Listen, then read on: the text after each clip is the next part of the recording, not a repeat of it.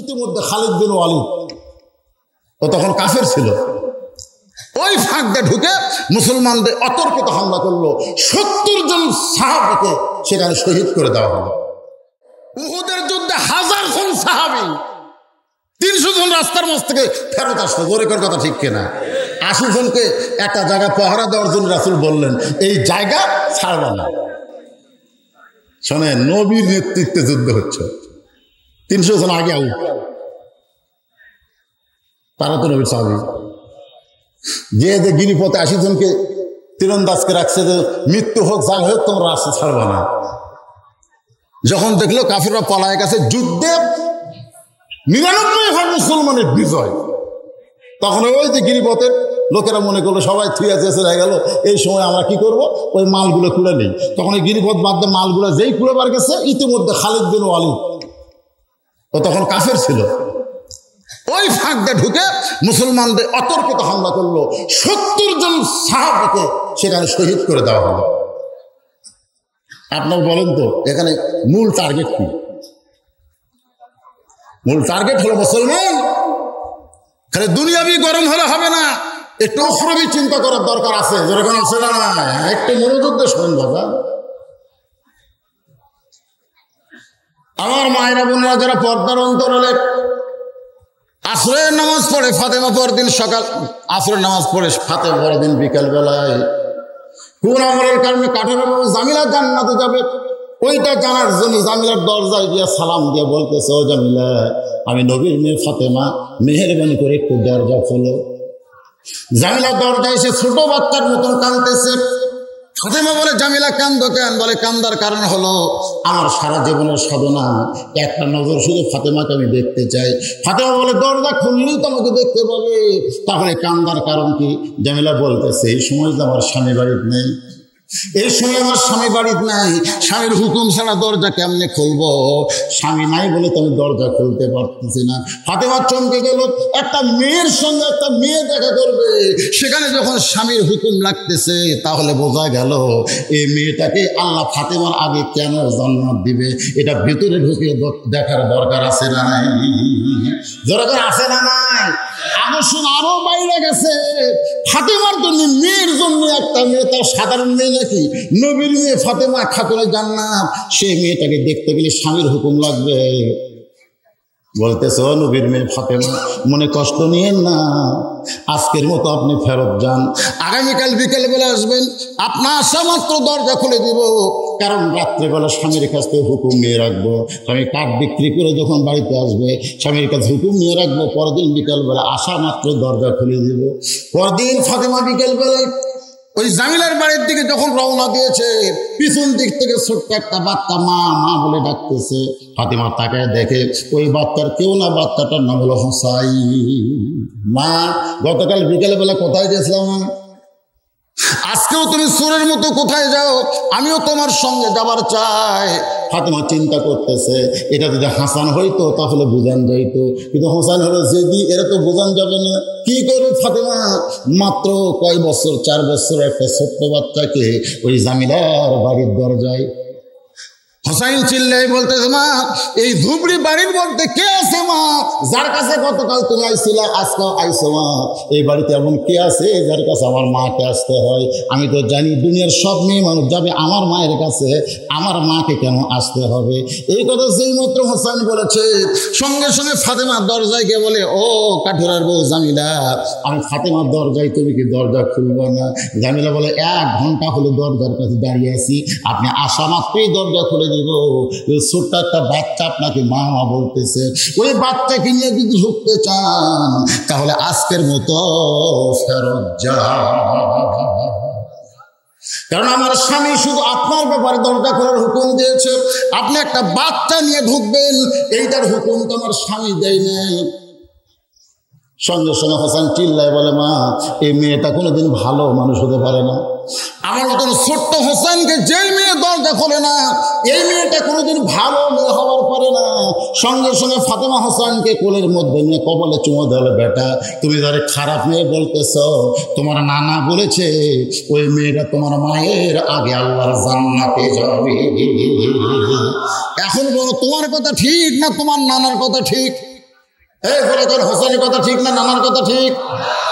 তাহলে তোমার নানা বলেছে ওই ঘরের মধ্যে যে মেয়েটা তুমি সঙ্গে থাকার কারণে দরজা খুলতেছে না, ওই মেয়েটা তোমার মায়ের আগে জান্নাতে যাবে। হোসেন দৌড়ে গিয়ে ওই ফাতেমার হাতটা চেপে ধরে বলতেছে, মা তাহলে এই নকল জায়গায় ঘুরে কোনো লাভ নাই, আসল জায়গায় চলো। ফাতেমা বলতেছে, হোসেন আসল জায়গা কোনটা? বলে আসল জায়গা হলো আমার নানা সোনাল্লাহ খান। আর অনেকে গজল গায়, মনে বড় আশা ছিল আমি যাব মক্কায়। মক্কায় না মদিনায়? হজের যত ফরজ হুকুম, যত ফরজ কাজ, এগুলো কাজ কি মদিনায় না মক্কায়? কতক্ষণ মদিনায় না মক্কায়? যারা হজ করছেন তারা বুঝতে পারতেছেন, যারা করেন নাই তারাও আমার কথা শোনেন। হজের যত ফরজ কাজ সমস্ত কাজ হলো মক্কায়।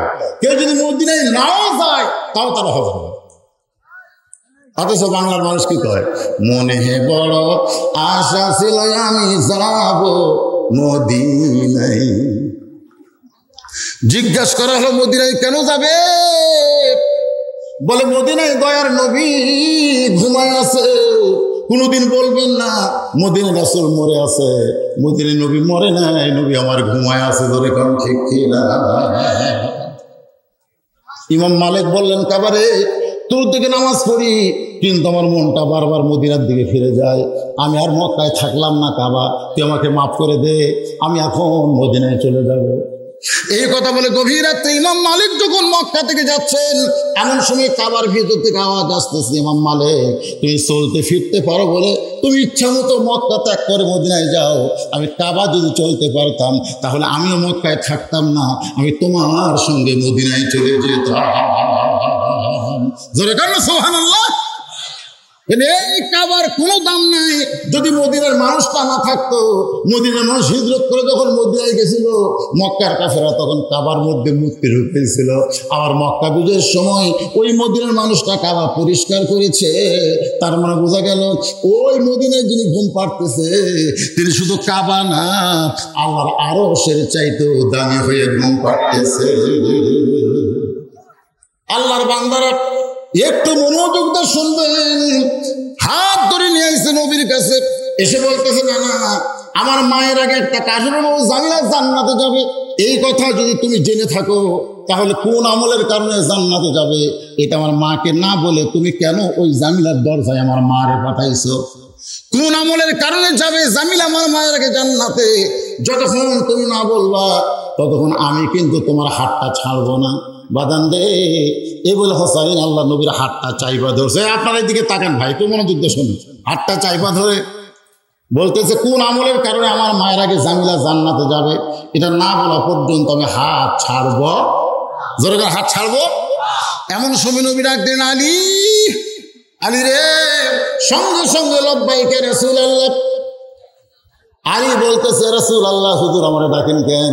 রাসূল বলে, এখন রাসূলুল্লাহ বাদ দে, এখন তুই হইলে আমার জামাই, আমি হইলাম তোমার শ্বশুর, ফাতেমা হলো আমার মেয়ে, হাসান হলো আমার নাতি, হোসেন আমার নাতি। সোয়াল্লাহ দেখ নাতি নানার হাত ধরেছে। আলী বলতে, হোসাইন তোমার নানার হাত ছাইড়া দাও। হোসেন বলে, বাবা আপনি জানেন না আমার মাকে এই নানা কাঠের বউ জামিলার ঘরের দরজা পাঠাইছে। কোন আমলের কারণে ওই কাঠের বউ আমার মায়ের আগে জান্নাতে যাবে এটা না বলা পর্যন্ত আমি কিন্তু হাত ছাড়বো না। রাসূল বলে, আলী রে এতদিন ধৈর্য ধারণ করেছিলে, আজকে বলে দাও, আজকে বলে দাও। আলী বলতে, হুজুর আমি তো বলতেই চাইছিলাম কিন্তু আপনি নিষেধ করেছেন বলে বলে। রাসূল বলতেছে, আজকে বলার হুকুম দিলাম, বলো। এবার হযরত আলী বলে, ফাতেমা কোন আমলের কারণে ওই কাঠের বউ জামিলা তোমার আগে জান্নাতে যাবে যদি শুনতে চাও তাহলে ধৈর্য ধারণ করে শোনা লাগবে। সাল্লাল্লাহু কিছু ভালো কিছু শুনবার গেলে কি ধরা লাগবে? ধৈর্য। ইন্নাল্লাহা মা'আস সাবিরিন, ধৈর্য ধারণ করা লাগবে। এখন যদি এক লোক কয়, হুজুর সারা জীবন আপনার পাশে মাগরিব পড়ি, এশা পড়ি, ফজর নামাজ পড়ি, এই একই সূরা আলহামদুলিল্লাহ রাব্বিল আলামিন। আর কতদিন কবের হুজুর একই সূরা শুনতে শুনতে আর ভালো লাগে না। আপনি বলেন তো এই কথা বাংলার কোনো মুসল্লি কইছে? যেরকম মুসল্লি কইছে, কারণ ওই সূরা ফাতিহার মধ্যে এমনভাবে ডুবে গেছে যে একই সূরা বারবার কিয়ামত পর্যন্ত শুনলেও ও ধৈর্য হারা হবে, ধৈর্য হবে না।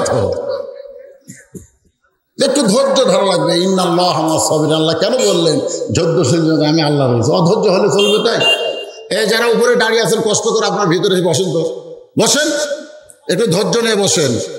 আল্লাহ কোরআনে বললেন, ওয়ালা নাবলুওয়ান্নাকুম বিশাইইম মিনাল খাউফি ওয়াল জুই ওয়া নাকসিম মিনাল আমওয়ালি ওয়াল আনফুসি ওয়াস সামারাতি ওয়া বাশশিরিস সাবিরিন।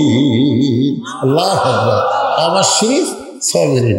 কত কষ্ট হবে তোমাদের, অনেক কষ্ট দিয়ে, অনেক গরম দিয়ে, অনেক ঠান্ডা দিয়ে, অনেক ক্ষুধা দিয়ে, মানে ক্ষতি জানি ক্ষতি। আমার এলাকায় বলছেন এত সুন্দর ধান হয়েছে, এত সুন্দর ধান 10 বছরে হয় নাই, জমির ধানের গাছ হয়েছে, কিন্তু এমন একটা অসুখ, খালি ধান গাছ কাটতেছে, ধানের গাছ কাটতেছে। যতই দেখবার যায় প্রত্যেক দিন বিকেলে গেছে অনেক মরা, কিন্তু মরতেছে কি ভিতরে ঢুকা থেকে ইন্দুরে কাটা দিচ্ছে, কত কি করতেছে। কিন্তু না, একজন রাগ করে বলে, হুজুর এত ঘুষখোর সুদখোর বাংলাদেশে দুর্নীতিবাজ আছে যারা কোটি কোটি টাকা বিদেশে পাচার করতেছে, ওদের কিছু কষ্ট হয় না, ওদের কোনো শাস্তি হয় না, আর আমার কৃষক আমাদের উপরে এত পরীক্ষা কেন? আমি বললাম, বাজান কোরআনের কাছে আসো, তোমার উপর এত পরীক্ষা কেন? আল্লাহর কোরআন তোমাকে এর সলিউশন দিয়ে দিবে। ধরে কেন সুবহানাল্লাহ। আমরা তো আসি না, দূরে থেকে। আজকে একটু বসেন, একটু ধৈর্য নেন। ফাতেমাকে হয়তো বলতেন ধৈর্য ধারণ করা লাগবে। ফাতেমা বলে, আপনি যদি জানেন তাহলে এতদিন বলেন না কেন? বলে, বলবো কেমনে, আল্লাহ নবীর নিষেধ করেছিল, আজকে বলার হুকুম দিছে। বলে, শোনো। এবার ফাতেমা চুপি করে বসে গেছে। এমন সময় হয়তো বলতে, ফাতেমা তোমার কি মনে আছে একদিন দুপুরবেলায় তুমি আমাকে ঘরের মধ্যে ডাক দিলে? দুপুরবেলায় ফাতেমা ডাকতেছে স্বামীকে। আলী যখন ঘরের ভিতরে, ফাতেমা বলে, স্বামী আপনি জানেন না আজকে হাসান হোসাইন 2 দিন হয়ে না খাওয়া, ক্ষুধার জ্বালায় বারবার কান্দে, আমি মা আর সহ্য করতে পারি না, এই জন্য আমি কি করব, আমার এই ওড়নাটা আমি আপনাকে দিয়ে দিলাম। তবে স্বামী এই ওড়নাটা বাজারে বিক্রি করে যেই দাম হবে সেই দাম নিয়ে হাসান হোসেন একটু খাবার নিয়ে আসবেন। আলী বলতে, ফাতেমা তোমার সেই ওড়নাটা আমি জামার পকেটের মধ্যে ঢুকাইলাম, আমি আলী বাজারের মধ্যে ঘুরতেছি আর মনে মনে চিন্তা করতেছি, ওড়নাটা বের করে যদি বিক্রি করতে চাই, আর কোনো খরিদ্দার যদি জানবার চায় কার ওড়না, আমি যদি বলি এটা ফাতেমার ওড়না, তাহলে অবশ্যই মনে মনে চিন্তা করবে যে স্বামী বইয়ের ওড়না বেচা খায়, এই স্বামী হলো দুর্বল স্বামী। ধরে কোন কি স্বামী? আপনার বলেন তো, হক আলী দুর্বল না সবল? এজন্য এখন দুর্বল না সবল? যার বীরত্ব দেখে আল্লাহ ডিগ্রি দিয়েছে আসাদুল্লাহিল গালিব, ইসলাম গালিব করার ব্যাপারে আলী হচ্ছে আল্লাহর সিংহ। ধরে কোন সুবহানাল্লাহ। যিনি কানুজ দুর্গের দরজা হেসকা টান মারছে, জিহাদের ময়দান ঢাল হসে, যুদ্ধ যখন মুসলমানের বিজয় হলো, রাগ করে দরজাটা ফেলে দিল, 80 গজ দূরে গিয়ে পড়ছে। 100 জন পুরুষ মানুষ সেই দরজাকে নড়াবার পারে না, সরা লাগান না। তাহলে সে আলী সবল না দুর্বল? কিন্তু মনে মনে চিন্তা করে, যদি জিজ্ঞাসা করো না কার, আর আমি যদি বলি আমার বইয়ের, তাহলে অবশ্যই খরিদ্দার ভাববে আলী দুর্বল হয়ে গেছে, বইয়ের জিনিস বেচা খায়। কি করবো আমি ফাতেমা, তোমার অন্য ফকরের মধ্যে বাজারে ঘুরতেছি। এমন সময় খরিদ্দার আমাকে সালাম দেবেন, আলী ভাই আমার মনে হয় আপনি কিছু বিক্রি করবেন। আমি আলী চমকে গেলাম, আমি বিক্রি করব। এই খরিদ্দার কেমনে জানলো? সুবহানাল্লাহ বলেন। অন্যটা কি বার করা আছে না পকেটের মধ্যে আছে? পকেটের ভিতরে না।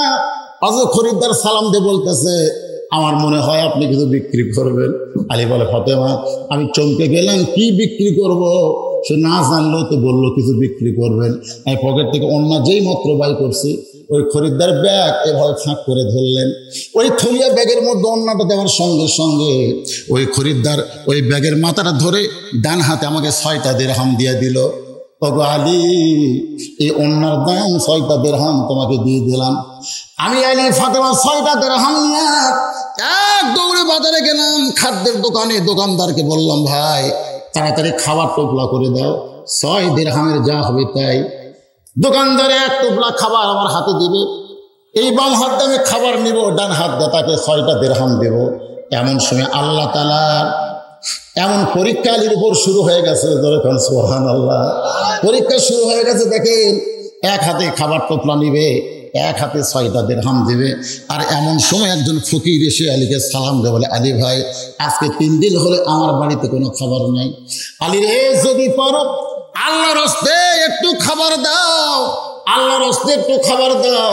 আলী বলে, ফাতেমা, আমার এমন রাগ হয়ে গেল, আমার হাসান হোসেনের জন্য খাবার টোপলা নেব। আর এই সময় ফকির, এই রাগ যখন করতেছি, ঠিক তখনই আল্লাহ তাআলার কোরআন বলতেছে, আম্মা সাইলা ফালা তানহার, সাইলকারীর সঙ্গে খারাপ ব্যবহার করো। মাইকের ফোন হঠাৎ এরকম হলো কেন? বাড়ি দিলে হবে না তো, শুনতে হবে, নিয়ন্ত্রণ করতেছে। এই আপনারা কি ঠিক মতো শুনতে পাচ্ছেন? আচ্ছা, বন্ধ হচ্ছে,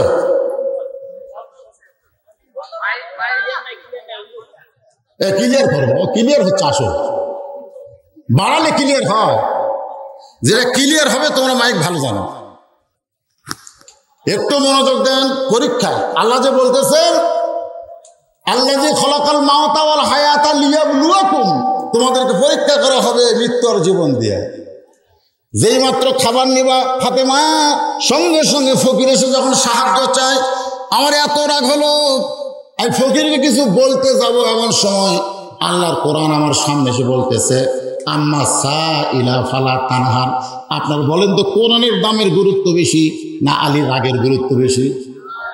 কারণ আলীর রাগের গুরুত্ব বেশি না কোরআনের দাম বেশি?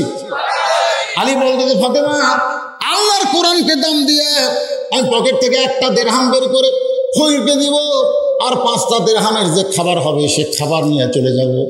এই নিয়ত করে 1টা দিরহাম বের করে যখন ফকিরকে দিবার চাই, এমন সময় আল্লাহর কোরআন আমার সামনে এসে বলতেছে, ওমা তুনফিকু মিন শাইইন ফি সাবিলিল্লাহি ইউফা ইলাইকুম ওয়া আনতুম লা তুযলামুন।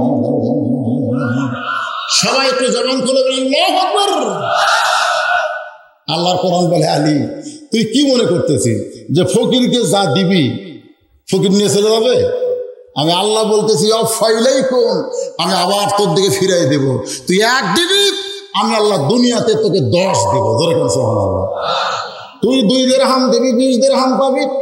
6 দিরহাম যদি দান করিস আলী, আমি আল্লাহ তোকে এই দুনিয়াতে 7 দিরহাম দিয়া দেব। কয় দিরহাম? তাহলে আল্লাহর কোরআনকে বিশ্বাস কম করে না বেশি করে?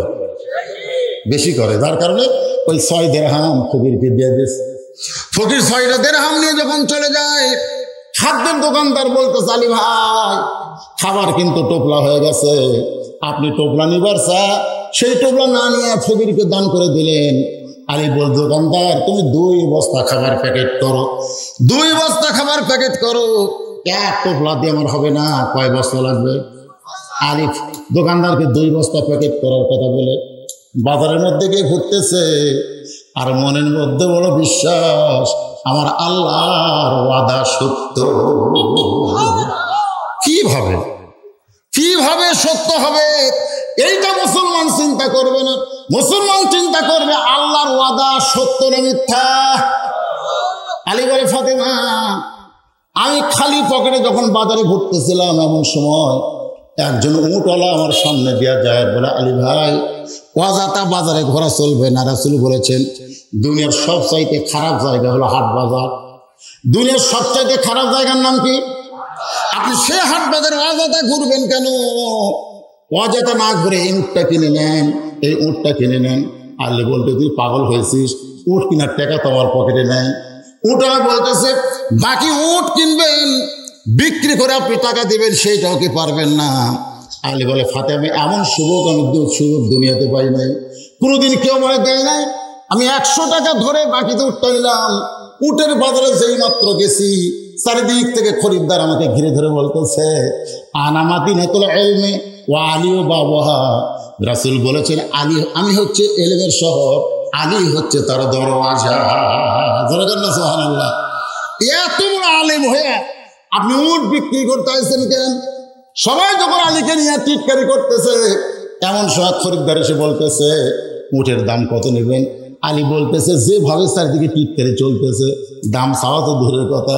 খরিদ্দার কানে কানে কয় ওরা উটটা কিনবার পারবে না বলেই এমন করতেছে, আমি আপনাকে 160 দিরহাম দিয়ে দিলাম। আলী বলে ফাতেমা 160 দিরহামে উটটা বিক্রি করে উটওয়ালাকে 100 দিরহাম দিলাম, বাকি 60টা দিরহাম নিয়ে ওই খাদ্যের দোকানে গেলাম। দোকানদার বলতেছে 2 বস্তা প্যাকেট। আলী বলতেছে দাম কত? বলে 60 দিরহাম দিলেই চলবে। আলী বলে ফাতেমা ওই 60টা দিরহাম দিয়ে 2 বস্তা খাবার 2 কান্দে নিয়ে আমি যখন বাড়ির দরজায়, যেই মাত্র বাড়ির দরজায় ফাতেমা জানলা দিয়ে দেখতেছে তার স্বামী 2 কান্দে 2 বস্তা খাবার নিয়ে আসতেছে। ফাতেমা হিসাব করে অন্য বিক্রি করার টাকা দিয়ে বড় জোর 1 টোপলা খাবার হবার পারে, 2 বস্তা খাবার কোত্থেকে নিয়ে আসে? সঙ্গে সঙ্গে ফাতেমার দরজা বন্ধ করে দেয়। স্বামীর হাতে ব্যাগ বড় দেখলে বউ খুশি হয় না বেজার হয়? এই জন্য কারণ স্বামীর হাতে বাজারের ব্যাগ যদি বড় দেখে বউ খুশি না বেজার? আমাদের বাংলাদেশে এত দুর্নিবাস হওয়ার কারণ কি জানেন? এই বইয়ের কারণে। বইয়ের এখানে ইটা চাই গ্রামে থাকবে না, শহরে বাসা করবে, এ করবে সে করবে। এই বইয়ের কারণে অধিকাংশ পুরুষ মানুষ কিন্তু ধ্বংসের পথে। এরকম কথা শিখতে দেখেন দরজা বন্ধ করে দিচ্ছে। আলী সে দরজায় সালাম দিচ্ছে, আসসালামু আলাইকুম ইয়া আহলাল বাইত। ফাতেমা ঘরের মধ্যে গিয়ে বলে ওয়ালাইকুম আসসালাম। বলে দরজা খোলো গো।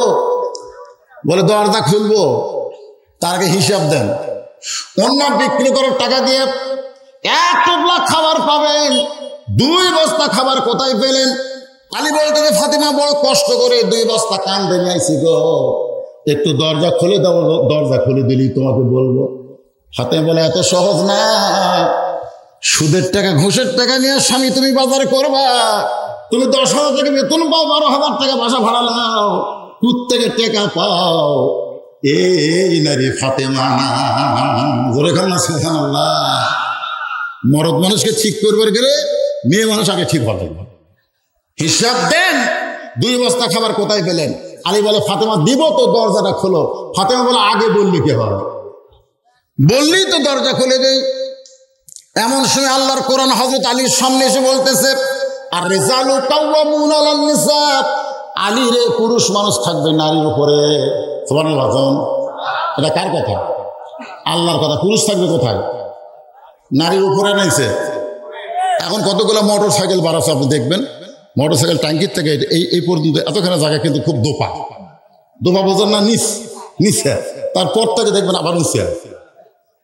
বলেন তো এরকম সিস্টেম কেন হলো? কারণ সবাই জানে পুরুষ মানুষ মোটর সাইকেল চালায়, নিচে বসে চড়াবে নিচে, আর মেয়ে মানুষ পিছনে উঠবে উপরে। কত বড় ষড়যন্ত্র দেখছেন! মরদ মানুষ দোপার মধ্যে আছে, আর মেয়ে মানুষ উঁচের বস থেকে হেলান দেওয়ার গাছ চাপে ধরে আছে। আল্লাহর কোরআন বলতেছে আর রিজালু কাওয়ামুনা আলান নিসা, পুরুষও থাকবে নারীর উপরে। আলী বলে ফাতেমা আমার এত রাগ হলো, তুমি আমার বউ হইয়া দরজা খোলো না। রাগ করে 2 বস্তা কান্দে করে যেই মাত্র নবীর দরবারে নবী আমার বসেছিলেন, সে হাসতে হাসতে দাঁড়িয়ে গেলেন। সুবহানাল্লাহ বলেন। আলী সালাম দেয়, ওয়ালাইকুম আসসালাম। আলী বলে হুজুর। আল্লাহ নবী বলে হুজুর পরে একটু ধৈর্য ধর। আলী দাঁড়ায় গেছে। নবী আমার এসে কাঁধ থেকে আস্তে করে বস্তাগুলো ধরে ধরে নামায়। নবীর মুখের দিকে তাকায় আলী কান্দে। রাসূল বলে আলী কান্দিস কেন? বলে কান্দার কারণ হলো বাপ কেমন আর মেয়ে কেমন। কান্দার কারণ হলো বাপ কেমন আর মেয়ে কেমন। আপনি বাবা হয়ে আমার কাঁধ থেকে ধরে ধরে বস্তা নামালেন, আর আপনার মেয়ে দরজায় খুলল না। রাসূল বলে আলী রে, ফাতেমা যদি দরজা খুলতো তুই কি আমার কাছে আসতিস? আলী বলে না হুজুর, দরজা খুললে আবার আপনার কাছে আসবো কেন? আলী বলে নবী বলে আলী রে, ফাতেমা দরজা না খোলার কারণ হলো তোকে আমার কাছে পাঠায় দিছে। তুই কি বলতে পারিস আলী কোন খরিদ্দার তোর কাছ থেকে ফাতেমার ওন্না কিনেছে? সুবহানাল্লাহ বলে। তুই এত জ্ঞানের আলেম, তুই কি বলতে পারিস আলী কোন ফকির তোর কাছে ভিক্ষা চাইছে? তুই কি বলতে পারিস আলী কে তোর কাছে উট বিক্রি করলো? আর কোন খরিদ্দার তোর কাছ থেকে উটটা কিনলো তুই কি বলতে পারিস? আলী কান্দার, নবী গো আমি জানি না, আমি জানি না। রাসূল বলে তাহলে সন্দেহ আলী, যে ফকির তোর কাছ থেকে ওন্না কিনেছে, ফকিরের যে খরিদ্দার তোর কাছ থেকে ওন্না কিনেছে, ওইটা আসলে খরিদ্দার নয়, ওইটা হলো একটা ফেরেশতা, আর আসল খরিদ্দার হলো আমার আল্লাহ।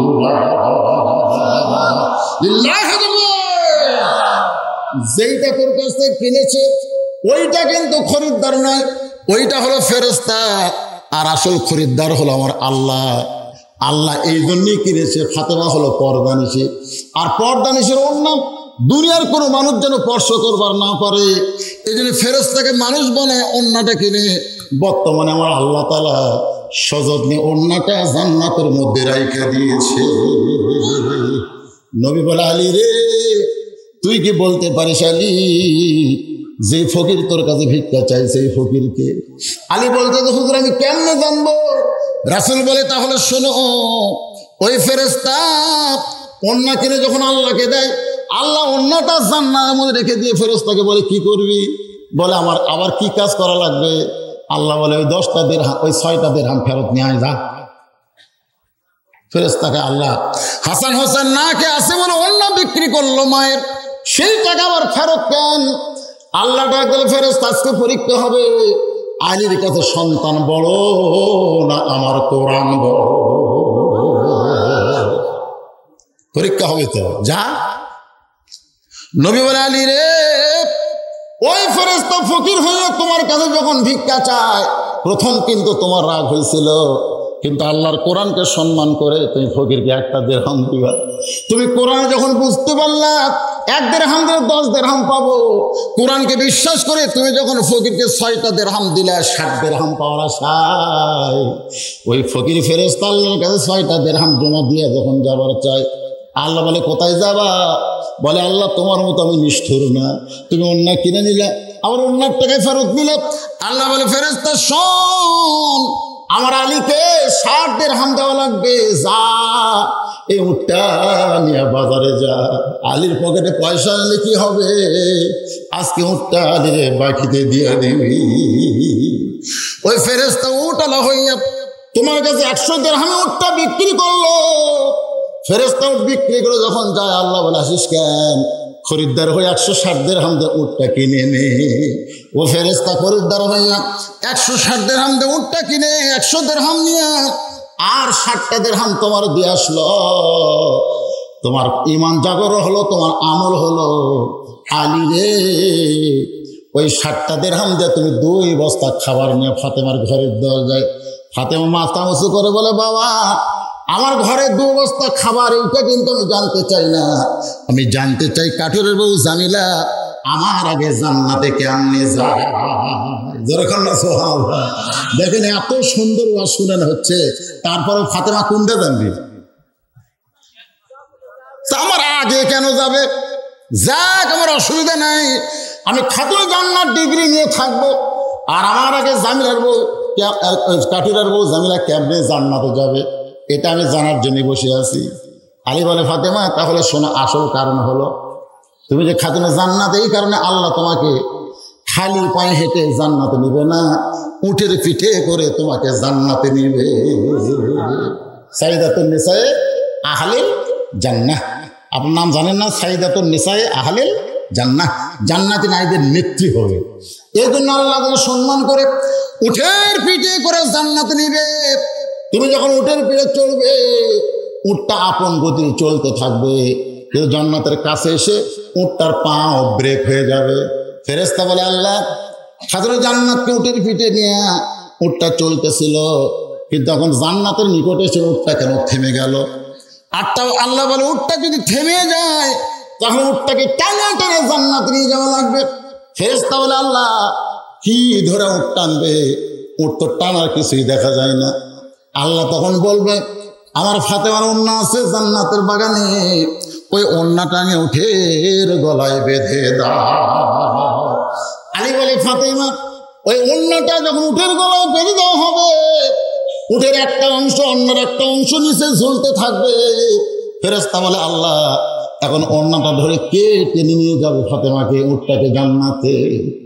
আল্লাহ ডাকতে বলে, জামিলা রে কাঠুরের বউ তুমি কোথায়?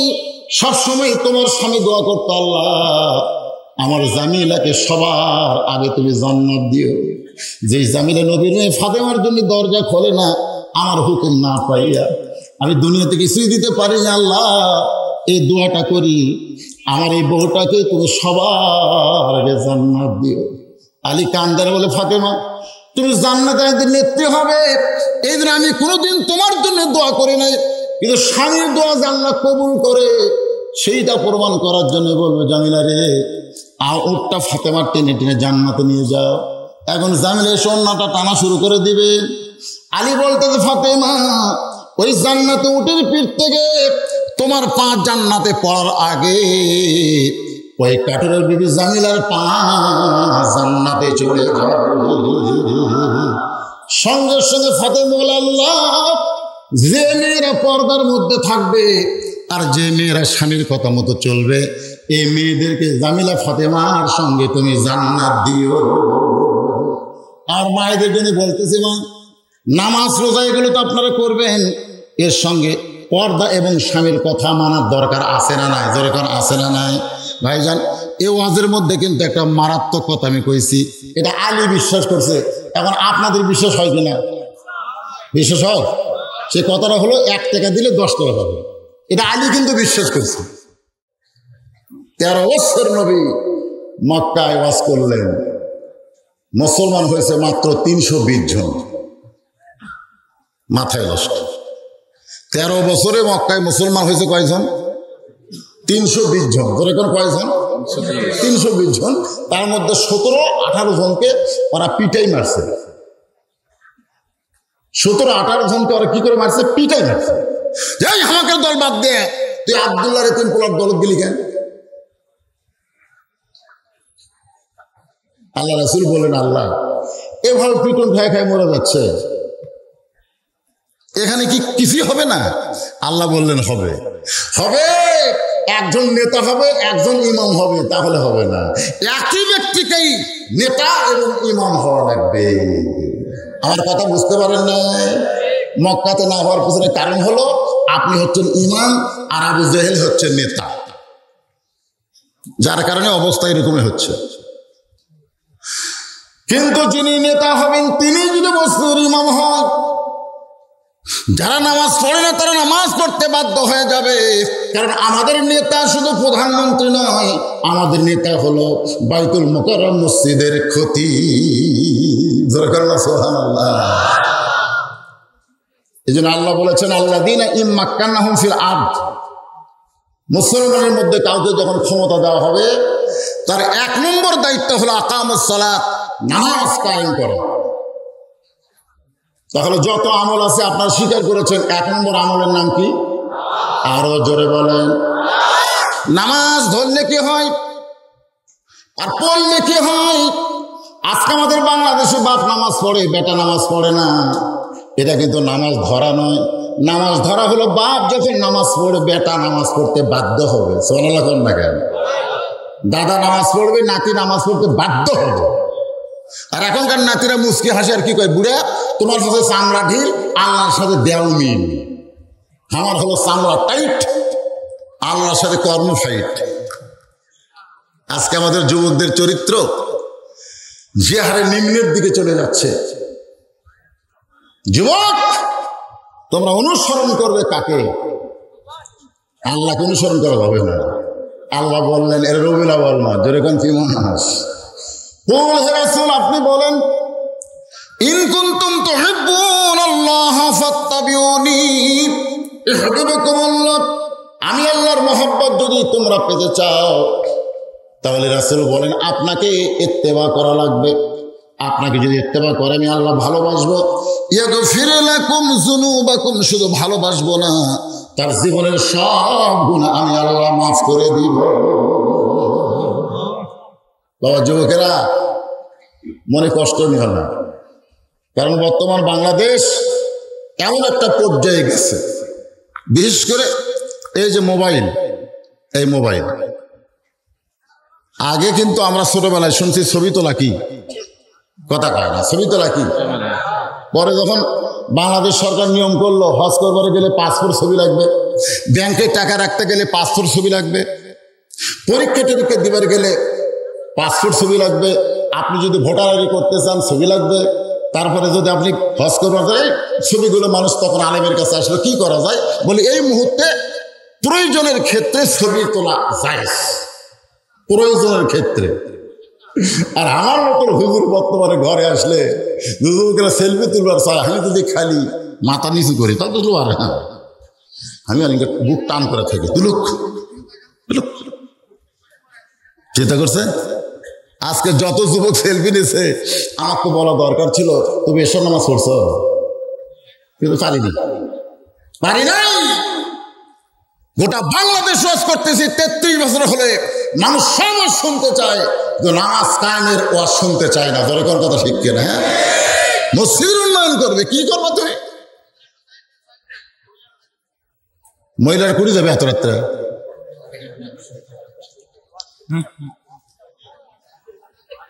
এই রাস্তা দিয়ে মহিলারা যাচ্ছে, বিকল্প কোনো রাস্তা নাই।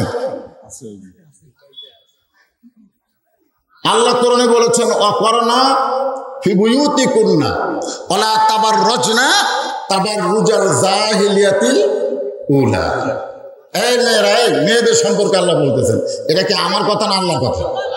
তোমরা ঘরের মধ্যে অবস্থান করো, তোমরা ঘরের বাহির হয় না। কোনো প্রয়োজনে যদি ঘরের বাহির হও তাহলে পর্দা নিয়ে হেজাব নিয়ে বের হওয়া লাগবে। এখানে পর্দার হেজাব মানে কি বুঝতে হবে তো। মা বোনদের জন্য ওয়াজ শোনা কিন্তু ফরজ না, পর্দা মানা হলো ফরজ। ঠিক কথা কোন ঠিক? হ্যাঁ, এমনকি আপনি যে হজ করতে যাবেন, আপনি যদি মহিলা হন, টাকা 1 কোটি থাকলেও আপনার উপর হজ ফরজ না, যতক্ষণ পর্যন্ত একটা মুহরিম ব্যক্তি আপনি না পাবেন। কি ভাবতেছেন? যে হজ ফরজ হয়ে গেছে সেটা পর্দা নিয়ে করার মতন পরিবেশ যদি না পায়, মেয়েদের জন্য হজ ফরজ না, আর ওয়াজ শোনা তো মুস্তাহাব। এতগুলো মরদ মানুষ, ছেলে মেয়ে মানুষ যাবে, এটা সম্ভব না। রাস্তা, বিকল্প রাস্তা করেন। আর কতগুলো লোকেরা যে ওটা বেড়াম, এই ওটা বসা করে কেন মূর্তি বলে,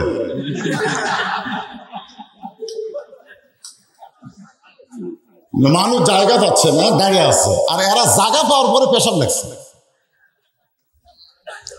আপনাদের ভাই আপনাদের কাছে বসে আছে, উৎকর চাইলে ওর জিজ্ঞাসা করেন তুই উঠবি কেন? কো আনফুসা কো আহলি কো না, আপনি শুধু একলা জান্নাতে গেলে হবে না তো, আপনার পাশের ভাইটাকে নিয়ে যাওয়া লাগবে। হুকুম কার? যখন হুকুম কার? ও হয়তো এসব নামাজ পড়ে নাই দেখে নামাজের কথা শুনতে আর খারাপ লাগতেছে। আরে পাগলা, এসব বললাম তো কি হয়েছে? ফজর থেকে নামাজ শুরু করে দাও, যত ওয়াক্ত নামাজ পড়ে না আল্লাহ তোমাকে মাফ করে দিবে। কারণ হকুল্লার ব্যাপারে আল্লাহ কঠিন হয়নি। হকুল্লাহ, নামাজ, রোজা, হজ, যাকাত, এই ব্যাপারে আল্লাহ খুব একটা কঠিন হয়নি, কারণ আমি তওবা করলে মাফ করে দেব। কিন্তু হকুল ইবাদ, যেটা বান্দার হক, এটার ব্যাপারে আল্লাহ কঠোর, ওইটা মাফ করার আমার শক্তি নেই, ওটা মাফ বান্দা কি করা লাগবে। তা আপনারাই নামাজটা তো হকুল হয়। শোনেন, যে কথা বলতেছিলাম, আত্তাকুল্লাহ, ইমানদারের জন্য 1 নম্বর আমল নামাজ না, 1 নম্বর আমল হলো আল্লাহর ভয়। ধরে কোন কার ভয়? এখনই আসরের নামাজ পড়ছে, পড়ে ওই ব্যক্তিটা জমি আবাদ করে, জমির ধান দেখতে পেয়ে গেছে, যা দেখে উপর জমির পানি আছে, নিচে ওর জমির পানি নাই। নামাজ কিন্তু এখনই পড়ছে, মাথার টুপি আছে, নামাজের ধুলা কপাল কিছুটা আছে। ওই লোকটা যাই দেখতেছে উপর জমির পানি আছে, নিচের জমির নাই। তো নিচের জমি তো নাই মানে ওরই জমি। এখন চিন্তা করতে যে কি করা হয়, চারিদিকে এভাবে তাকায় দেখে না, কোনো মানুষ নেই, এক জমি। আস্তে করে বসে জমির আল কেটে দিচ্ছে, আল কাটাতে ওই পানি দিয়ে হাত ধুছে, ধুয়ে আমার উপর দিকে চারিদিকে তাকায় বলে আলহামদুলিল্লাহ, কেউ দেখেনি। আপনারা বলেন ওর শুকরিয়া পাপ হবে না গুনাহ হবে? পাপ হবে না সওয়াব হবে? চারিদিকে তাকায় বলে আলহামদুলিল্লাহ, কেউ দেখেনি। এই লোকটা আসরের নামাজ পড়ল, কিন্তু আল্লাহর ভয় তার কলিজার মধ্যে নাই। আল্লাহর ভয় যদি কলিজার মধ্যে থাকতো, কোন নামাজি সুদ খাইতো না, কোন নামাজি ঘুষ খাইতো না। কারণ আল্লাহ কোরআনে বলেছেন, ইন্নাস সালাতা তানহা আনিল ফাহশাই ওয়াল মুনকার।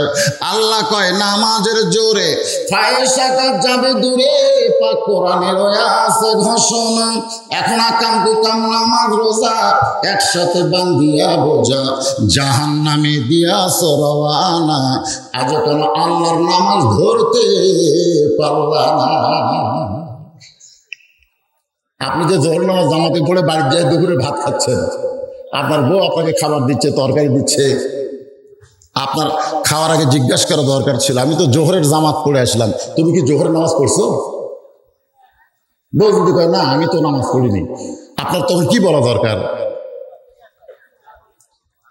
একসঙ্গে ভাত খাবো, নামাজ পড়ো, তারপরে খাবার দাও। আপনি যদি এই নিয়মটা চালু করেন যে নামাজ না পড়ে জোহরের খাবার খাবো না, যে ছেলেটা আপনার সঙ্গে বসেছে তাকে জিজ্ঞাসা করা লাগবে তুই কোন কাতারে নামাজ পড়লি? আমি তো সামনে কাতারে, তোকে তো মসজিদের মধ্যে দেখলাম না। বেড়া যদি কয় আব্বা আমি তো নামাজে যাই নাই। তুমি যদি বাবা হও, 10 বছর থেকে মারের কথা আছে, ধরে কর কথা ঠিক কিনা, মারের কথা 10 বছর থেকে। আল্লাহর বান্দারা সমাজ বিশৃঙ্খল হওয়ার কারণ কি? এই যুবকেরা রাস্তার পাশে বসে সরকার নিয়ম করে দিছে বাল্য বিয়ে বন্ধ করো। বর্তমান সরকারকে বলবো শুধু বাল্য বিয়ে বন্ধ করলে হবে না, বাল্য প্রেম বন্ধ করা লাগবে। ধরে কোন কথা ঠিক কিনা? প্রত্যেক ছেলের হাতে মোবাইল, 17 বছরের ছেলে 13 বছরের মেয়ের সাথে প্রেম করতেছে।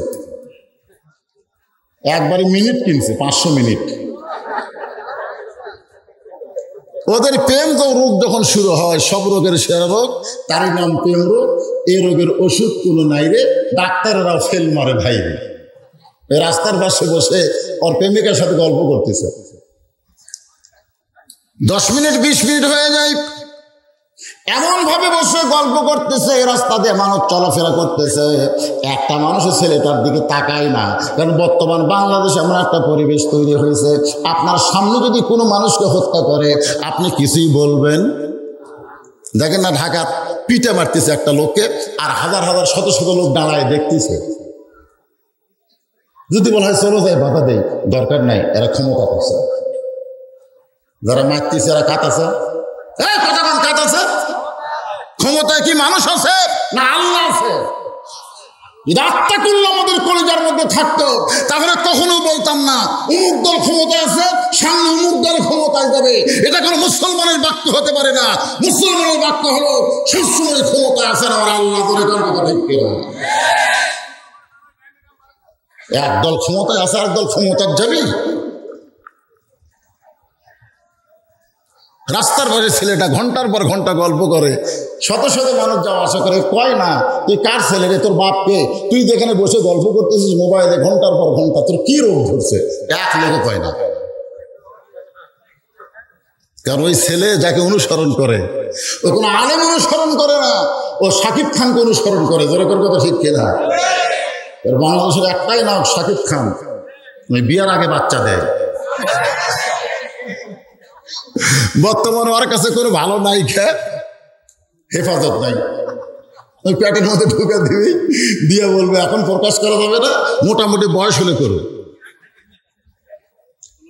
আমাদের বগুড়ার জামাই, আমাদের বগুড়ার কিন্তু জামাই প্রথম বিয়ে করছে অপু বিশ্বাসকে, মুসলমান মানে 7 বছর পরে সেটা খবর আছে। তারপরে আবার বিয়ে করলো বুবলিকে, 2.5 বছর পরে সন্তান সহ ফেসবুকে হাজির।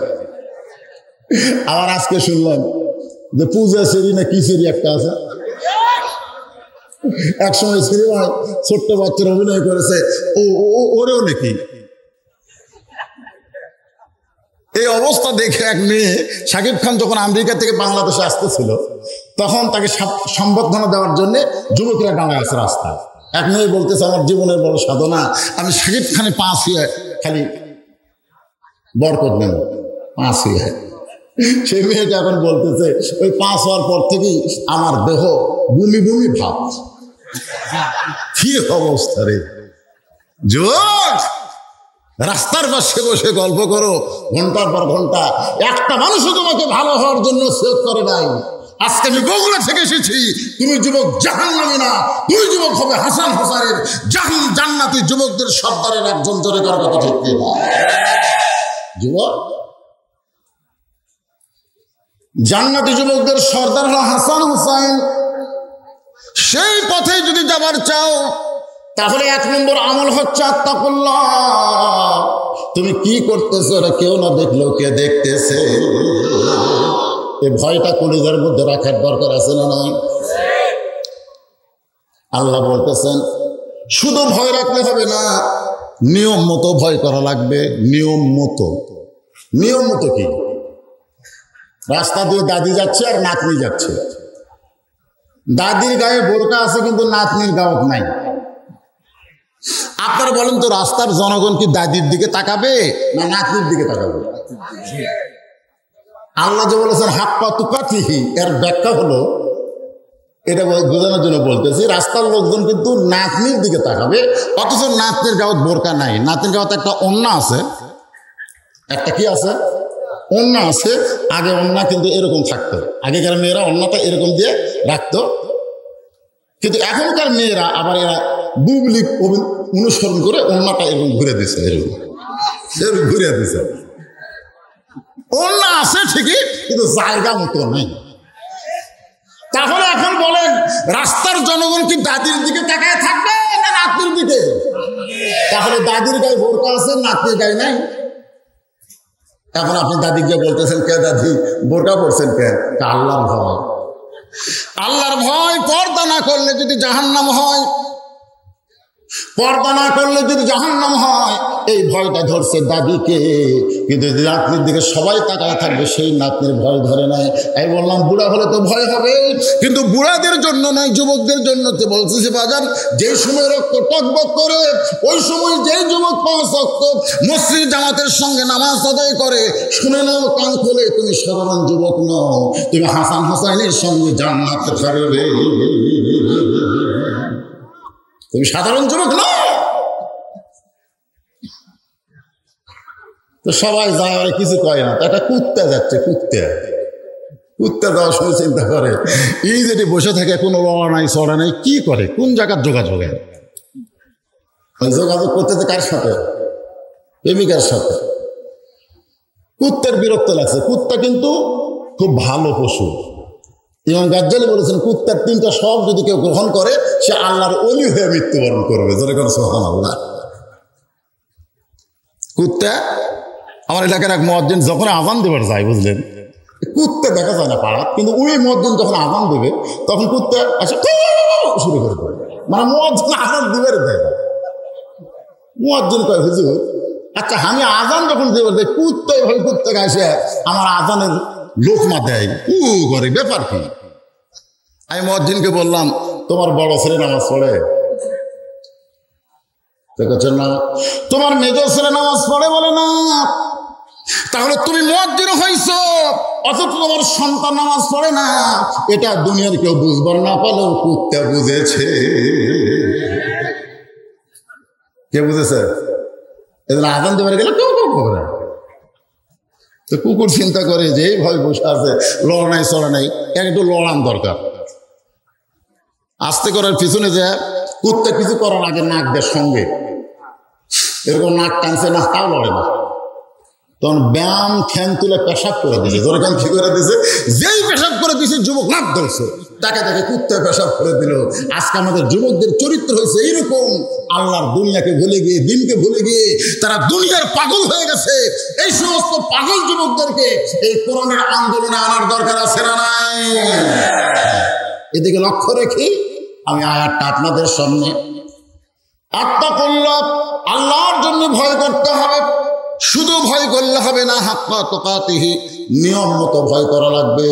আর নিয়ম মতো যদি ভয় করতে চাই, এটা মানুষের তৈরি আইন দিয়ে সম্ভব না, এটা কেবলমাত্র আমার কার আইন লাগবে। আজকে আমাদের বাংলাদেশে আল্লাহর আইন চালু নাই বলে আমরা অনেক অন্যায় করতেছি, অন্যায়ের সাজা হচ্ছে না, সাধারণ মানুষদেরকে জেলের মধ্যে বন্দি করে রাখা হয়েছে। অথচ অনেক অন্যায়কারী, তারা জেলের ধার দেওয়া যাওয়া লাগে না।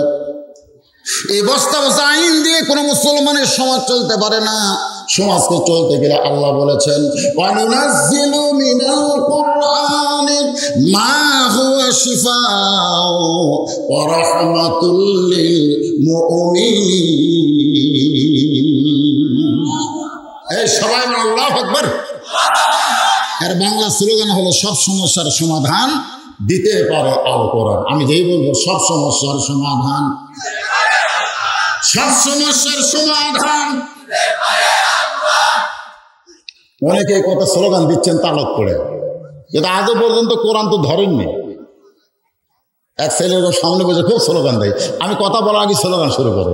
আমি ছেলেটারে বললাম, বাবা এই যে কোরআন দেয়নি তো, তুমি একটা কোরআন শরীফ বানা দাও তো। ওই ছেলেটাকে বললাম, শোনো, তুই যে এখনো কোরআন শরীফ দেয়নি, তুমি একটা কোরআন শরীফ নিয়ে আসো। ছেলে ওখান থেকে চারিদিকে ঘুরলো। কিছুক্ষণ পরে মসজিদের মুয়াজ্জিন আমাকে কোরআন শরীফ দিয়ে গেল। কে দিল? মসজিদের মুয়াজ্জিন। বড়ই ছেলেকে আমি বললাম, কে রে ছেলে, তোরে কোরআন আনতে বললাম, তুই নিজে নাই না মুয়াজ্জিন আনলো কেন? তখন বলে, হুজুর আমি আপনার বসে স্লোগান ঠিকই দিচ্ছি, কিন্তু আমার শরীর পবিত্র নাই। হুজুর আমি জানি কোরআন শরীফ ধরতে গেলে শরীর পবিত্র হওয়া লাগে। কথা কন, এইটা এমন একটা কিতাব যেইটা ধরতে গেলে কি হওয়া লাগবে? তুমি স্পর্শ করতে পারবে না ততক্ষণ পর্যন্ত যতক্ষণ তোমার শরীর পবিত্র না হবে। এমন একটা কিতাবের তাফসীর শুনতে আমরা এসেছি, যেটা ধরতে গেলে নিজের শরীরকে পবিত্র করতে হয়। পারেন সবাই কোরআন পড়তে পারেন? পারেন না। এবছর কিছুদিন আগে তাকরিম সালে আহমদ তাকরিমকে কি সম্মান দিল দেখছেন? রাত 2টার সময় বিমানবন্দরে নামছে, হাজার হাজার লক্ষাধিক মানুষ সাদর সম্ভাষণ জানানোর জন্য গেছে। ওর উপরে যখন ফুল নিক্ষেপ করতেছিল, আমি ভিডিও দেখলাম, ছেলেটা লজ্জায়, ছোট মানুষ তো লজ্জায় মাথায় নিচে করে আছে। আর হুজুর ওর মাথার তলে এইরকম থুতুর তলে হাত দেখা, একটু জনগণ দেখবার চায়, একটু তাকায় দেখ।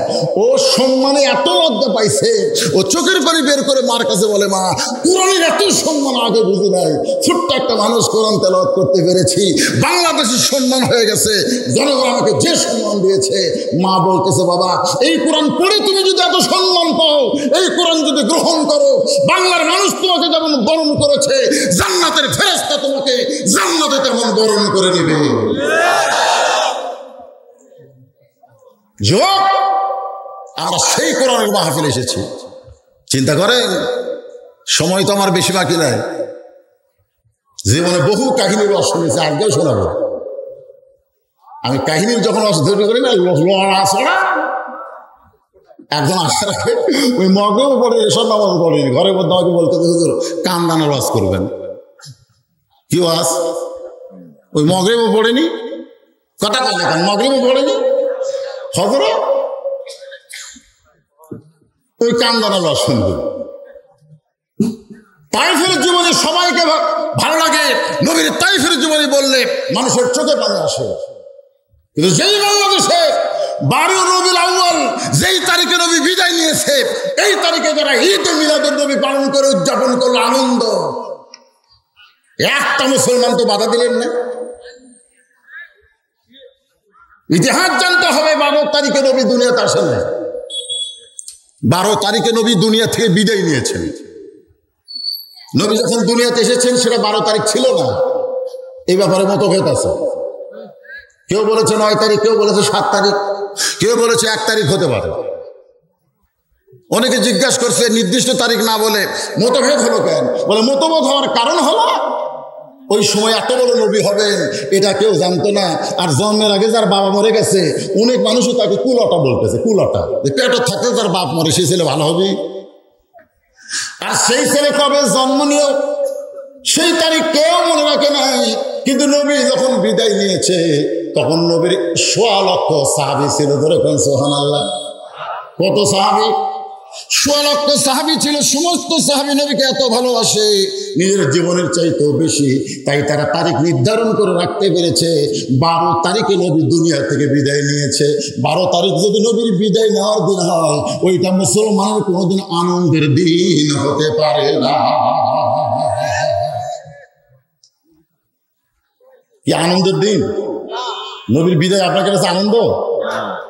উমর ফারুকের মতন কঠোর মানুষ বলেছে, কেউ যদি বলে নবী বিদায় নিছে, তার দেহ থাকবে কিন্তু মাথা কি ভালোবাসে, নবী বিদায় নিছে সে মানেই পারতেছে না।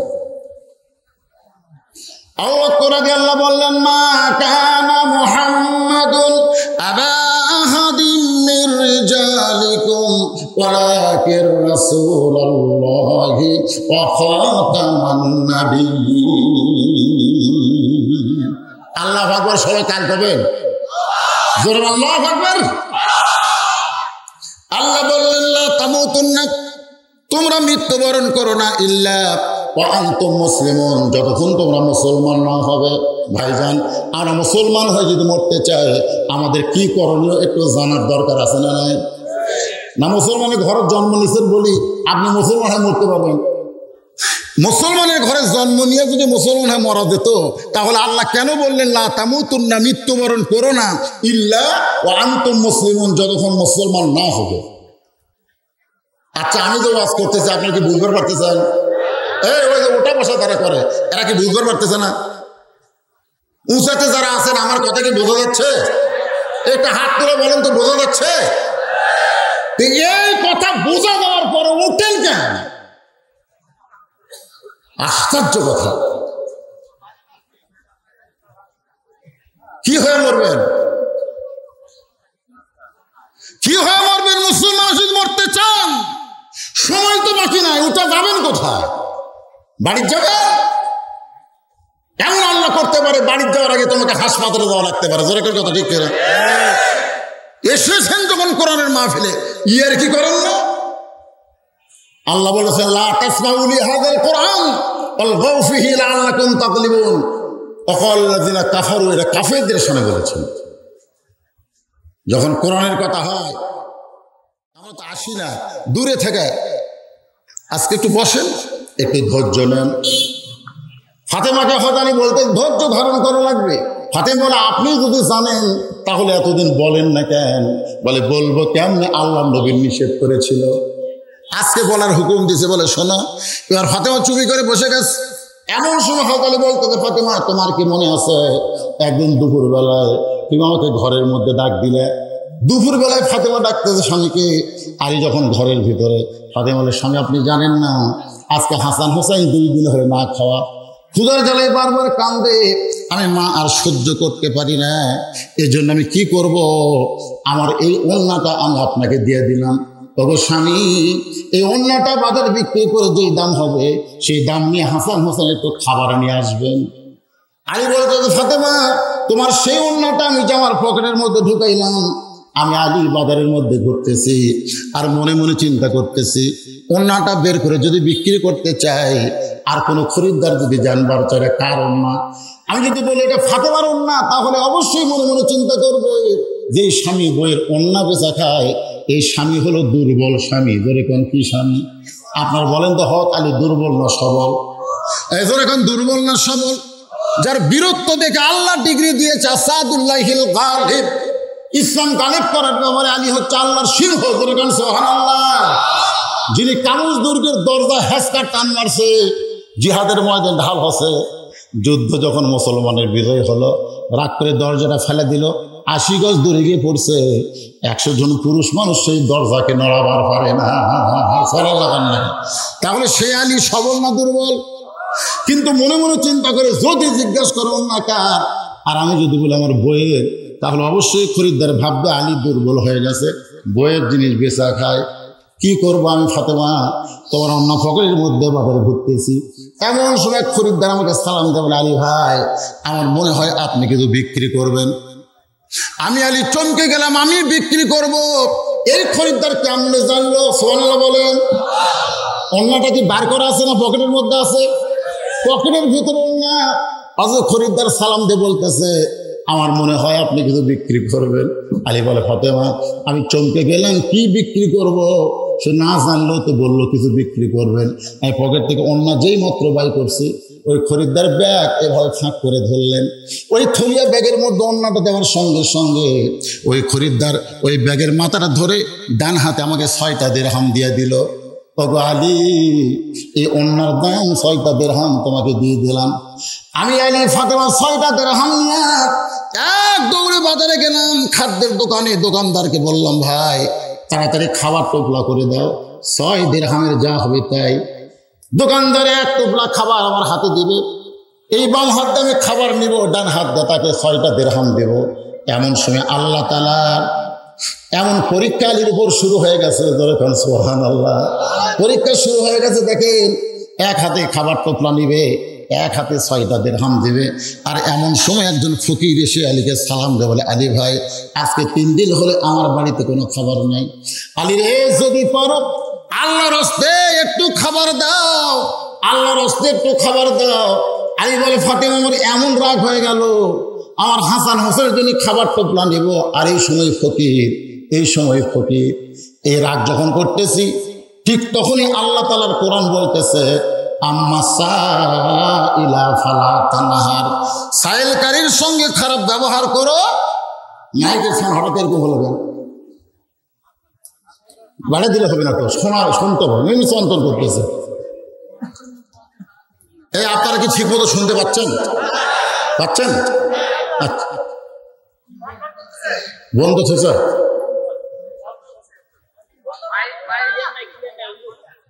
ক্লিয়ার করবো, ক্লিয়ার হচ্ছে, আসো বাড়ালে ক্লিয়ার হয়। যেটা ক্লিয়ার হবে তোমরা মাইক ভালো জানো, একটু মনোযোগ দেন। পরীক্ষা আল্লাহ যে বলতেছেন, আল্লাহ যে খলাকাল মাউতা ওয়াল হায়াতা লিয়াবলুয়াকুম, তোমাদেরকে পরীক্ষা করা হবে মৃত্যু আর জীবন দিয়ে। যেই মাত্র খাবার নিবা ফাতেমা, সঙ্গে সঙ্গে ফকির এসে যখন সাহায্য চায়, আমার এত রাগ হলো, আমি ফকিরকে কিছু বলতে যাব, এমন সময় আল্লাহর কোরআন আমার সামনে এসে বলতেছে, আম্মা সাইলা ফালা তানহার। আপনারা বলেন তো, কোরআনের দামের গুরুত্ব বেশি না আলীর রাগের গুরুত্ব বেশি? কারণ আলীর রাগের গুরুত্ব বেশি না কোরআনের দাম বেশি? আলী বলতেছে, ফাতেমা, আল্লাহর কোরআনকে দাম দিয়ে আমি পকেট থেকে 1টা দিরহাম বের করে ফকিরকে দিব, আর 5টা দিরহামের যে খাবার হবে সে খাবার নিয়ে চলে যাব।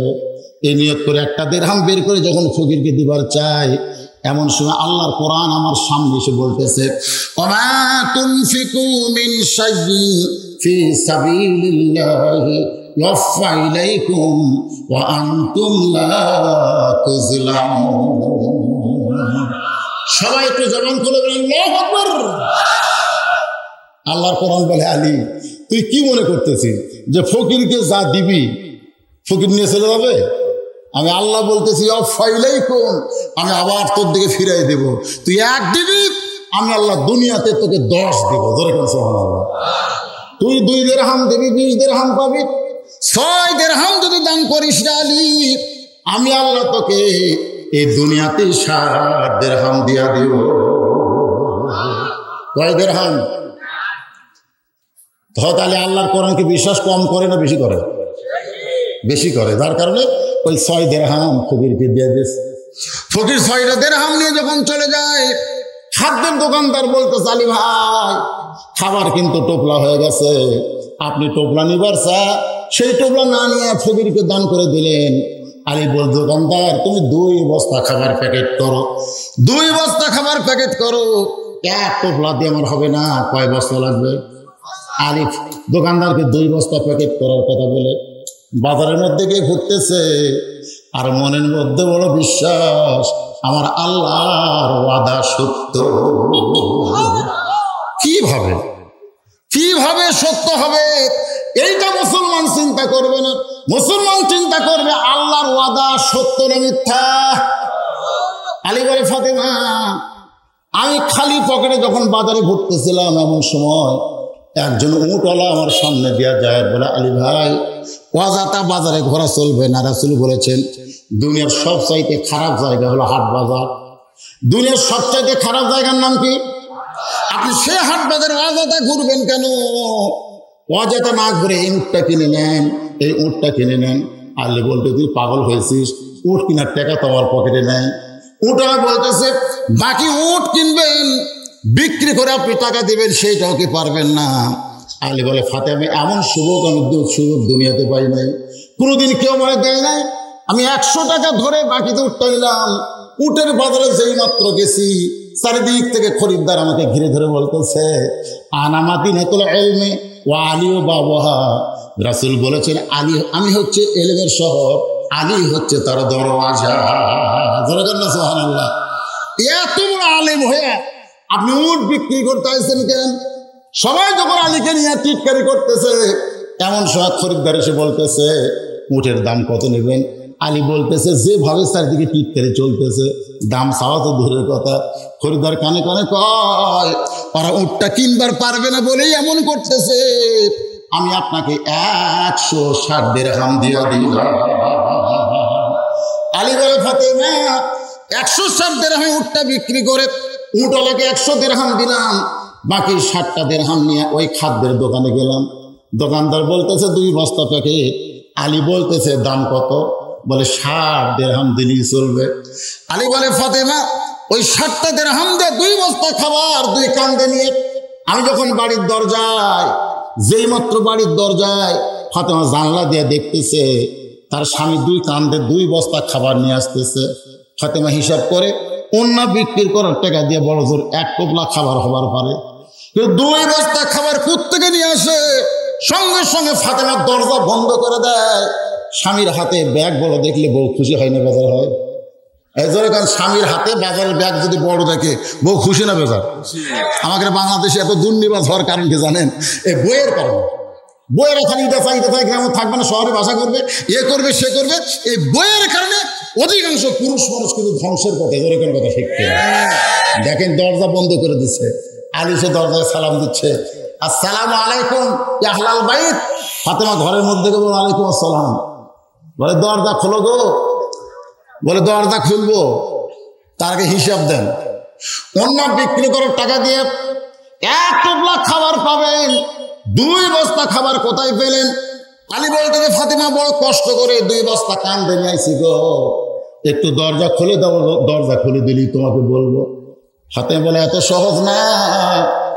সুদের টাকা ঘুষের টাকা নিয়ে স্বামী তুমি বাজারে করবা, তুমি 10,000 টাকা বেতন পাও, 12,000 টাকা বাসা ভাড়া নাও, প্রত্যেকে টাকা পাও। এই নারী ফাতেমা। জোরে খান না সুবহানাল্লাহ। মরদ মানুষকে ঠিক করবার গেলে মেয়ে মানুষ আগে ঠিক হবে। হিসাব দেন, 2 বস্তা খাবার কোথায় পেলেন? আলী বলে, ফাতেমা দিব তো, দরজাটা খোলো।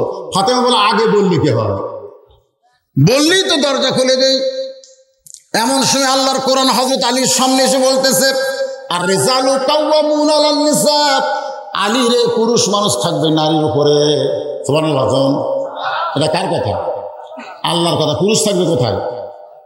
নারীর উপরে নাইছে। এখন কতগুলো মোটর সাইকেল বাড়াচ্ছে আপনি দেখবেন, মোটর সাইকেল ট্যাঙ্কির থেকে এই পর্যন্ত এতখানে জায়গা কিন্তু খুব দোপা বোঝার না, নিচে, তারপর থেকে দেখবেন আবার নিচে। বলেন তো এরকম সিস্টেম কেন হলো?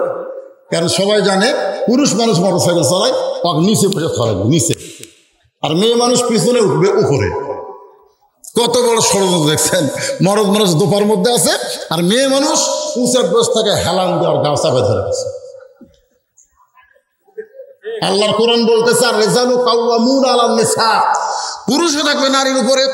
আলী বলে, ফাতেমা আমার এত রাগ হলো, তুমি আমার বউ হইয়া দরজা খোলো না। রাগ করে 2 বস্তা কান্দে করে যেই মাত্র নবীর দরবারে নবী আমার বসেছিলেন, সে হাসতে হাসতে দাঁড়িয়ে গেলেন। সুবহানাল্লাহ বলেন। আলী সালাম দেয়, ওয়ালাইকুম আসসালাম। আলী বলে, হুজুর। আল্লাহ নবী বলে, হুজুর পরে একটু ধৈর্য ধর। আলী দাঁড়ায় গেছে, নবী আমার এসে কাঁধ থেকে আস্তে করে বস্তাগুলো ধরে ধরে নামায়। নবীর মুখের দিকে তাকায় আলী কান্দে। রাসূল বলে, আলী কান্দিস কেন? বলে, কান্দার কারণ হলো বাপ কেমন আর মেয়ে কেমন। কান্দার কারণ হলো বাপ কেমন আর মেয়ে কেমন। আপনি বাবা হয়ে আমার কাঁধ থেকে ধরে ধরে বস্তা নামালেন, আর আপনার মেয়ে দরজায় খুললো না। রাসূল বলে, আলী রে, ফাতেমা যদি দরজা খুলতো তুই কি আমার কাছে আসতিস? আলী বলে, না হুজুর, দরজা খুললে আবার আপনার কাছে আসবো কেন? আলী বলে, নবী বলে, আলী রে, ফাতেমা দরজা না খোলার কারণ হলো তোকে আমার কাছে পাঠায় দিছে, তুই কি বলতে পারিস? আলী, কোন খরিদ্দার তোর কাছ থেকে ফাতেমার ওন্না কিনেছে? সুবহানাল্লাহ বলে। তুই এত জ্ঞানের আলেম, তুই কি বলতে পারিস আলী কোন ফকির তোর কাছে ভিক্ষা চাইছে? তুই কি বলতে পারিস আলী কে তোর কাছে উট বিক্রি করলো আর কোন খরিদ্দার তোর কাছ থেকে উটটা কিনলো? তুই কি বলতে পারিস? আলী কান্দার নবী গো আমি জানি না, আমি জানি না। রাসূল বলে তাহলে সন্দেহ আলী, যে ফকির তোর কাছ থেকে ওন্না কিনেছে, ফকিরের যে খরিদ্দার তোর কাছ থেকে ওন্না কিনেছে ওইটা আসলে খরিদ্দার নয়, ওইটা হলো একটা ফেরেশতা, আর আসল খরিদ্দার হলো আমার আল্লাহ।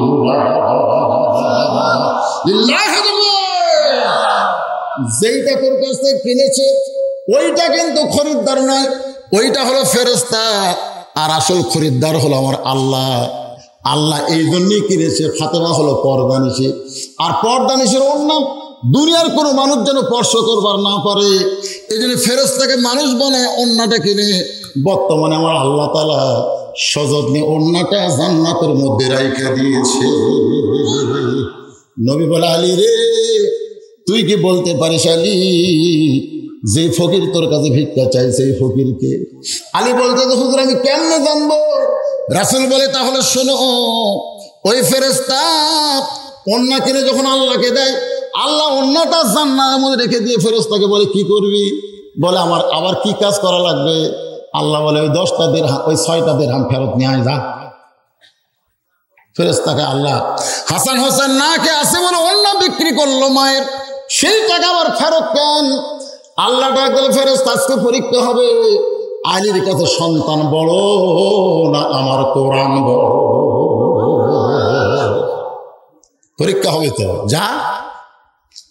নবী বলে আলী রে ওই ফেরেশতা ফকির হয়ে তোমার কাছে যখন ভিক্ষা চায় প্রথম কিন্তু তোমার রাগ হয়েছিল, কিন্তু আল্লাহর কোরআনকে সম্মান করে তুমি ফকিরকে 1টা দিরহাম দিবা। তুমি কোরআন যখন বুঝতে পারলা 1 দিরহাম দিয়ে 10 দিরহাম পাবো, কোরআনকে বিশ্বাস করে তুমি যখন ফকিরকে 6টা দিরহাম দিলে 60 দিরহাম পাওয়ার আশায় ওই ফকির ফেরেশতা আল্লাহর কাছে 6টা দিরহাম জমা দিয়ে যখন যাবার চাই, আল্লাহ বলে কোথায় যাবা? বলে আল্লাহ তোমার মতো আমি নিষ্ঠুর না, তুমি ওন্না কিনে নিলে আবার ওন্নার টাকায় ফেরত দিলে। আল্লাহ বলে ফেরেশতা শোন, আমার আলীকে 60 দিরহাম দেওয়া লাগবে, যা এই উটটা নিয়ে বাজারে যা। আলীর পকেটে পয়সা আনলে কি হবে? আজকে উটটা আলীর বাকিতে দিয়ে দিবি। ওই ফেরেশতা উটওয়ালা হইয়া তোমার কাছে 100 দিরহামে উটটা বিক্রি করলো। ফেরেশতা উট বিক্রি করে যখন যায় আল্লাহ বলে আসিস কেন? খরিদ্দার হয়ে 160 দিরহাম দিয়ে উটটা কিনে নে। ও ফেরেশতা খরিদ্দার হইয়া 160 দিরহাম দিয়ে উটটা কিনে 100 দিরহাম নিয়ে আর 60টা দিরহাম তোমার দিয়ে আসলো। তোমার ইমান জাগর হলো, তোমার আমল হলো। আলী রে ওই 60টা দিরহাম দিয়ে তুমি 2 বস্তা খাবার নিয়ে ফাতেমার ঘরে দেওয়া যায়।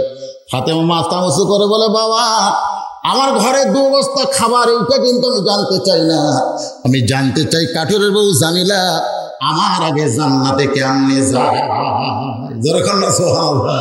দেখেন এত সুন্দর ওয়াজ শুনানো হচ্ছে, তারপরে ফাতেমা কোনটা জানবি? আমার আগে কেন যাবে? যাক আমার অসুবিধা নাই, আমি খাতুন জান্নাত ডিগ্রি নিয়ে থাকবো, আর আমার আগে জামিলার বউ কাঠুরের বউ জামিলা কেমনে জান্নাতে যাবে এটা আমি জানার জন্য বসে আছি। আলী বলে ফাতেমা তাহলে শোনো, আসল কারণ হলো তুমি যে খাতুনে জান্নাত, এই কারণে আল্লাহ তোমাকে খালি পায়ে হেঁটে জান্নাতে নিবে না, উটের পিঠে করে তোমাকে জান্নাতে নিবে।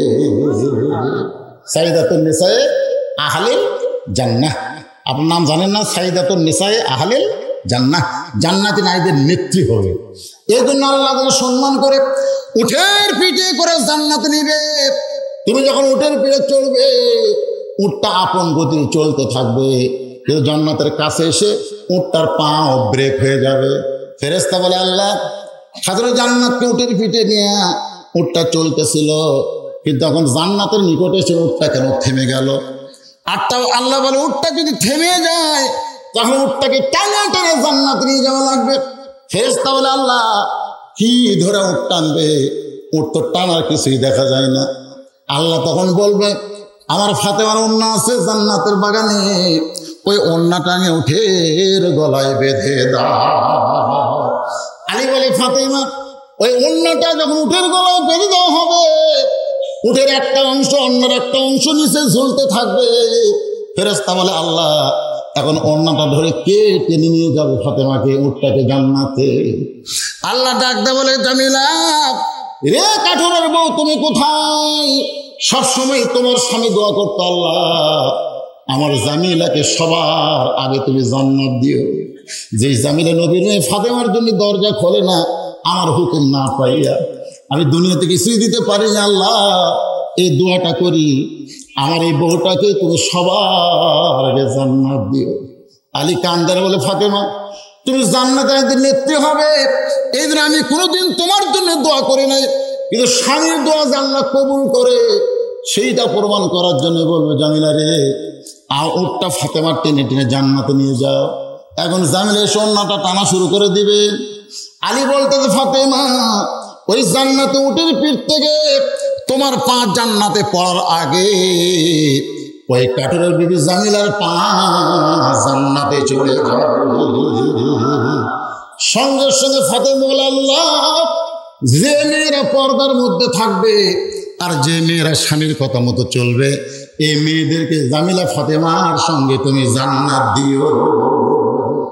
আর মায়েদের জন্য বলতেছি মা নামাজ রোজা এগুলো তো আপনারা করবেন, এর সঙ্গে পর্দা এবং স্বামীর কথা মানার দরকার আছে না নাই? দরকার আছে না নাই? ভাইজান এই ওয়াজের মধ্যে কিন্তু একটা মারাত্মক কথা আমি কইছি, এটা আলী বিশ্বাস করছে, এখন আপনাদের বিশ্বাস হয় কিনা?